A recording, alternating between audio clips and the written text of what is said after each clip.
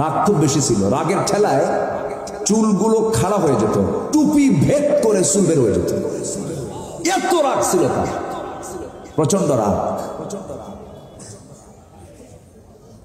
যখন তিনি ইয়াং টকবকে যুবক, ফেরাউনের এক লোক এসে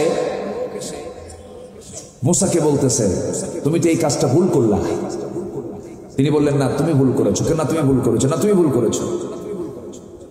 বারবার যখন সে অন্যায় করার পরে অন্যায়কে স্বীকার করছে না, তখন গেছে রাগ একদম 100 ডিগ্রি হয়ে গেছে।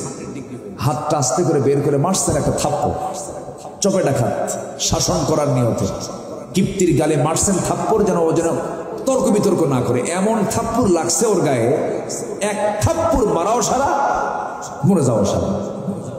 যখন মরে গেছে তখন তো একটু মার্ডার কেস, তো কি কেস?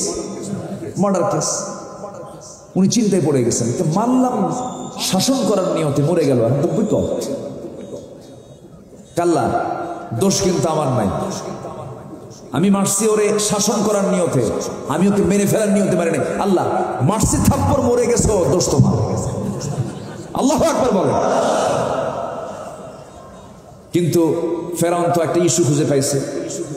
ফেরাউন বলল, মার্ডার কেসের আসামি ধর, যেখানে পাবি সেখানেই ধরবি, ওকে শেষ করে দেবে। থাকতে পারলেন না, হলো হিজরত। হলো কি? হিজরত। তাহলে